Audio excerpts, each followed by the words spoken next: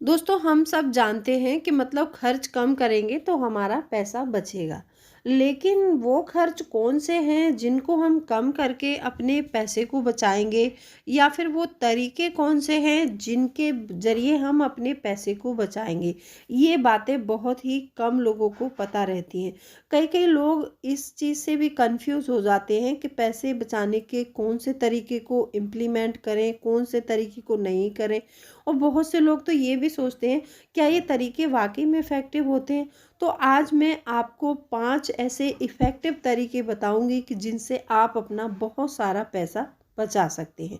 तो वीडियो बहुत इम्पोर्टेंट है, वीडियो के अंत तक ज़रूर बने रहिएगा। हेलो एवरीवन, मैं हूँ राधा चौहान और मेरे चैनल क्रिएटिव चौहान में आपका बहुत बहुत स्वागत है। आई होप आप सब अच्छे होंगे और सेहतमंद होंगे और आप लगातार मेरी वीडियो के साथ भी बने हुए होंगे। दोस्तों आज की वीडियो है मनी सेविंग टिप्स। और अभी रिसेंटली में बहुत सारे व्यूअर्स के कमेंट आए थे कि कुछ ऐसे पॉइंट्स शेयर कीजिए जो हमने पहले वीडियो में कभी शेयर नहीं किए हैं। तो शायद ये पॉइंट्स मैंने आपके साथ पहले शेयर नहीं किए हैं। तो वीडियो बहुत ही इंटरेस्टिंग है, वीडियो के अंत तक ज़रूर बने रहिएगा।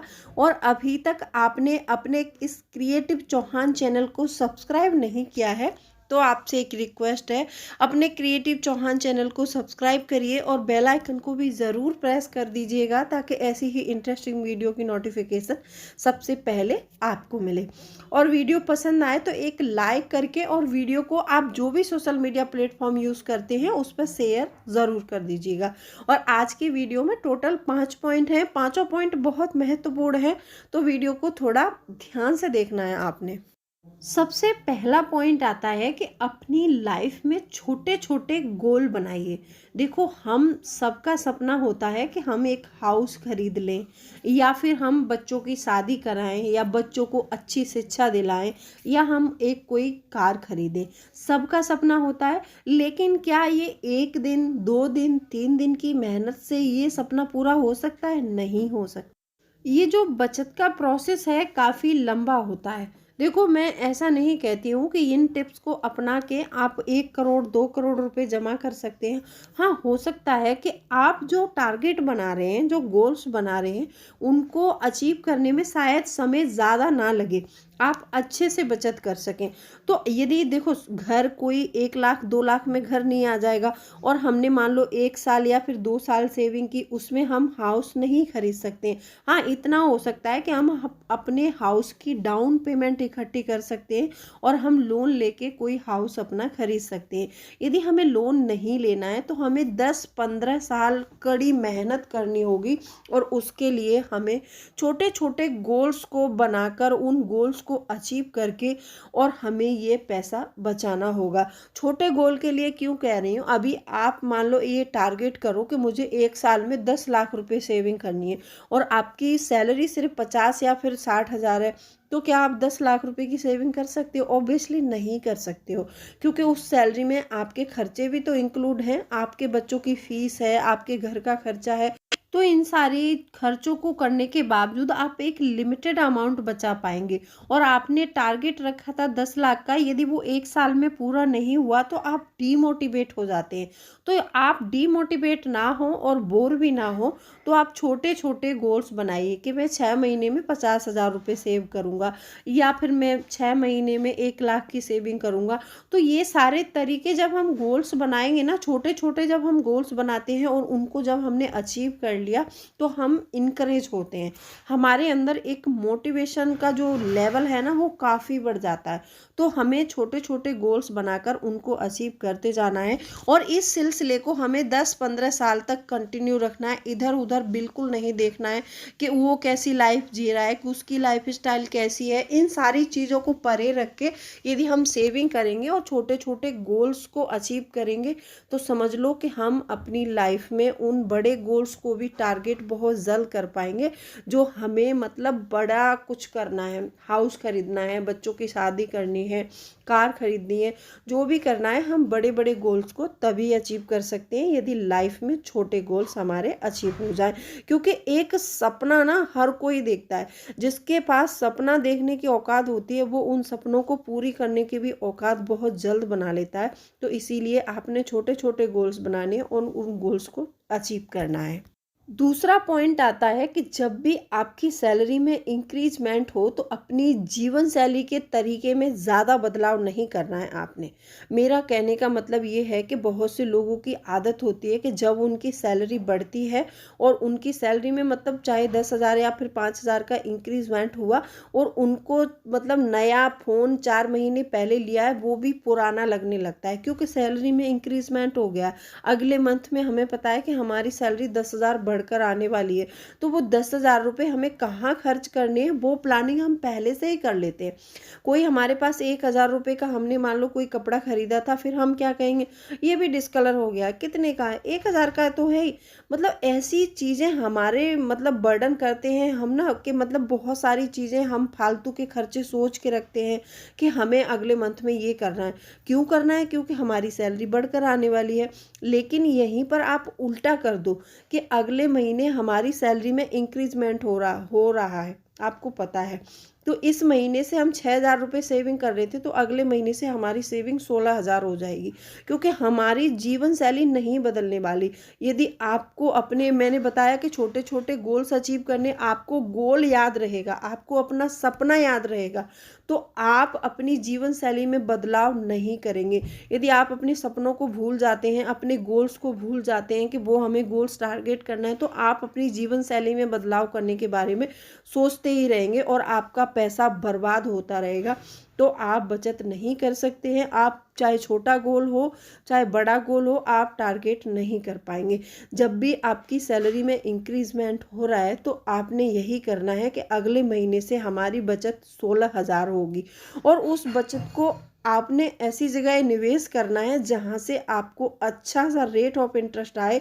और जो छोटे गोल्स थे ना जिनको आपने अचीव किया था, आगे जाके यही चीज़ मदद करेगी बड़े गोल को टारगेट करने में। तो जब भी आपकी सैलरी में इंक्रीजमेंट हो तो अपनी जीवन शैली को नहीं बढ़ाना है, आपने अपनी सेविंग और इन्वेस्टमेंट पर ज़्यादा ध्यान देना है।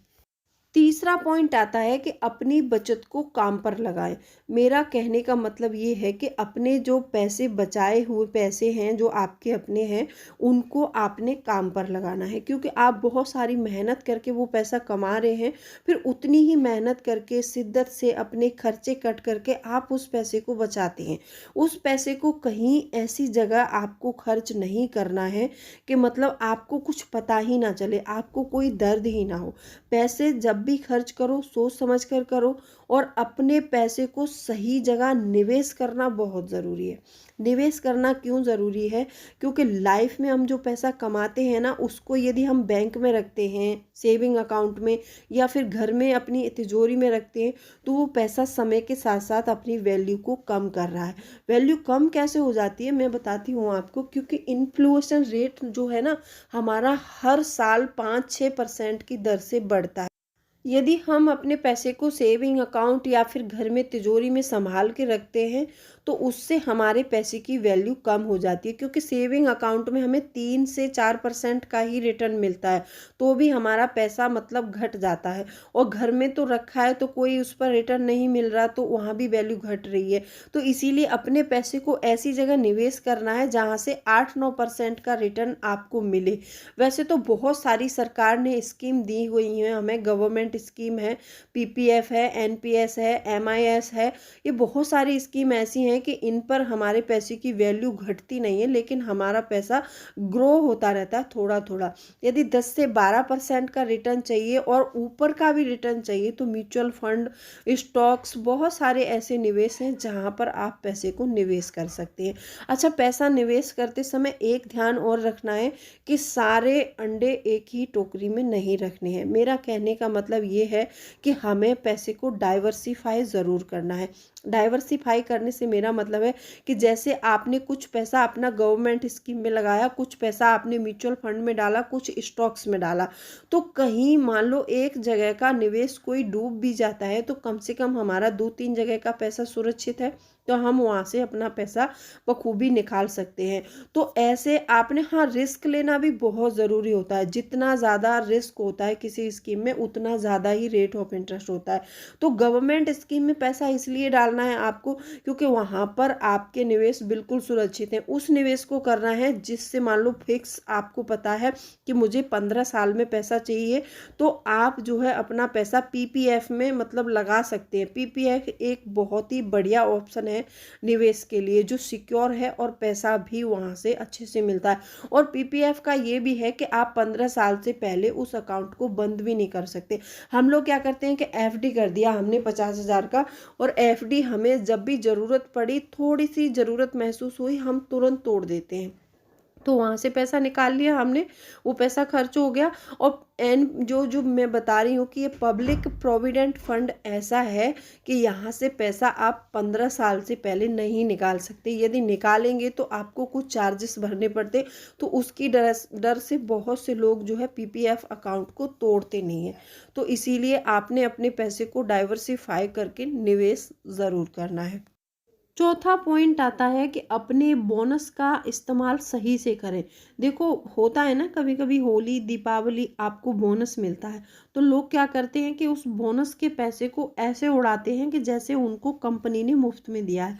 मुफ्त में कुछ भी नहीं मिलता है आपको। आप इतना सारा मेहनत करते हैं, तब जाके कंपनी 1 साल या 2 साल में आपको थोड़ा सा बोनस देती है। तो उस बोनस के पैसे को आप कहीं स्टॉक्स में लगा सकते हैं, या फिर उनको कहीं ऐसा निवेश कर सकते हैं। कोई अपना एक अकाउंट खोल लीजिए, उसको आप कोई भी नाम दे सकते हैं। जब भी आपको बोनस मिले, चुपचाप से आपने उस बोनस को उसमें जो है जमा कर देना है। देखो, हम कहीं कहीं अकाउंट खोल के थोड़ा थोड़ा पैसा जमा करके रखते हैं ना, तो वो हमें एक बहुत काफ़ी लंबे समय के बाद एक काफ़ी अच्छा अमाउंट मिलता है। जब वो अमाउंट मिलता है तो उस अमाउंट से हम कोई ऐसा काम कर सकते हैं जो हमारा बहुत ज़रूरी काम था, काफ़ी समय से रुका हुआ था, लेकिन हमारे पास पैसे नहीं थे, तो इसकी वजह से हमने किया नहीं। तो हमने यदि वो थोड़ा थोड़ा बोनस का पैसा कहीं जमा कर रखा है और जमा करके हम उसको भूलते गए हैं हर साल, तो समझ लो कि एक अच्छा रकम जमा हो रहा है हमारा। यदि हम उस पैसे को ये सोच के कि मतलब दीपावली का बोनस मिला है तो हम दीपावली पर एक्स्ट्रा खर्च कर देते हैं, तो ये जो एक्स्ट्रा खर्च होते हैं ना हमारी लाइफ में, ये बहुत बेकार खर्च होते हैं। और जो हम दिखावा करने की कोशिश करते हैं कि हमें तो बोनस मिला है, तो हम इस पैसे को दिखावे में उड़ा देते हैं। अच्छी साड़ी पहनते हैं, अच्छे जूतों पर, अच्छी घड़ियों के कलेक्शन में, अच्छी ज्वेलरी पर, ये हम सारा पैसा जो खर्च करते हैं, जो सामने वालों को दिखाने की कोशिश करते हैं। आपने दिखावे का अमीर नहीं बनना है। ये बात आप हमेशा याद रखिए कि आपने दिखावे का अमीर नहीं बनना है, आपको वास्तविक वेल्दी बनना है। जो लोग वास्तविक वेल्दी होते हैं ना, वो 400 रुपये की टी शर्ट पहन के भी निकल जाएंगे ना, तो भी ब्रांड की ही बताएंगे। आपने देखा होगा, बहुत से लोग मतलब एडमायर करते हैं काफ़ी सारे लोगों को, कोई मतलब किसी को एडमायर कर रहा है, कोई किसी को एडमायर कर रहा है। आजकल आपने देखा है कि बॉलीवुड के स्टार्स को हम लोग ज़्यादातर एडमायर करते हैं। यदि वो 200 रुपये की टी शर्ट पहन लेते हैं ना, तो वो भी फैशन बन जाता है, तो लोग उन चीज़ों को भी परचेस करने लगते हैं। तो ऐसे ही आपने वेल्दी बनना है, आपने दिखावे वाला अमीर बिल्कुल नहीं बनना। जो लोग अंदर से वेल्दी होते हैं ना, वो लोग आपको हमेशा कॉन्फिडेंट दिखाई देंगे। तो वो इसीलिए कॉन्फिडेंट रहते हैं कि उनके पास हर एक प्रॉब्लम से निपटने के लिए पैसे का स्टॉक्स है। यदि उनके पास पैसा नहीं है तो वो लोग किसी भी सिचुएशन में सरवाइव नहीं कर पाएंगे। जिनके पास पैसा है तो वो हर सिचुएशन से निकलने का दम रखते हैं। तो इसीलिए आपने अपने पैसे को ऐसी चीज़ों पर खर्च नहीं करना है जो बाहर वालों को दिखाएं कि हम अमीर हैं। आपने वो पैसा अपना ऐसी जगह जमा करना है कि हमें, आपको अंदर से मतलब कॉन्फिडेंट होना चाहिए कि मैं वास्तविक वेल्दी हूँ। पांचवा पॉइंट आता है, किसी भी ब्रांड के चक्कर में ज़्यादा पैसा बर्बाद नहीं करना है आपने। बहुत सारे लोग ऐसे होते हैं कि ब्रांड के चक्कर में पड़ जाते हैं और अपना इतना सारा पैसा यूं ही बर्बाद कर देते हैं कि घड़ी मैं तो उसी ब्रांड की पहनूंगा। अरे भाई, आप नॉर्मल ब्रांड भी पहनोगे तो भी आपको मतलब समय ही बताएगी, वो कुछ और बताने वाली नहीं है, समय ही बताएगी आपको। तो ज़्यादा ब्रांड वाली चीज़ों के चक्कर में आके भी अपने पैसे को बर्बाद नहीं करना है। इस बात को एक एग्जाम्पल से समझते हैं कि हम ब्रांड के चक्कर में कैसे पड़ते हैं। अब देखो, एक मान लो नॉर्मल चक्की से हम आटा खरीद कर लाएंगे, तो वो आटा मुश्किल से हमें 18 या 20 रुपए केजी में मिल जाएगा। और जो हम किसी ब्रांड का आटा खरीदते हैं वो 25 से 26 30 रुपए तक का रेट पड़ता है उस आटे का। तो यहीं से हम समझ सकते हैं कि ऐसी बहुत सारी चीज़ें हैं जो हम घर में यूज़ करते हैं, वो सिर्फ हम किस बात का पैसा एक्स्ट्रा देते हैं, सिर्फ ब्रांड ब्रांड का पैसा एक्स्ट्रा देते हैं। यदि हम दालों को खुला खरीदें, ऑयल को हम खुला खरीदें, तो बहुत सारे पैसे हम हर मंथ में सेव कर सकते हैं। क्योंकि बहुत सारी चीज़ें ऐसी हैं कि जिनको यदि हम नॉन ब्रांडेड भी खरीदेंगे तो भी हम सरवाइव कर सकते हैं और अपना पैसा बचा सकते हैं। ये ब्रांड के चक्कर में ज़्यादा पैसा नहीं खर्च करना है और ब्रांड के चक्कर में आपको नहीं पड़ना है। तो कैसी लगी वीडियो कमेंट सेक्शन में ज़रूर बताइएगा, और पांचों पॉइंट में से कौन सा पॉइंट आपको पसंद आया तो कमेंट सेक्शन में ज़रूर लिख दीजिएगा। तो चलिए मिलती हूँ अगले वीडियो में, तब तक के लिए bye bye. Thanks for watching. यदि नए हैं मेरे चैनल पर तो चैनल को सब्सक्राइब ज़रूर कीजिएगा।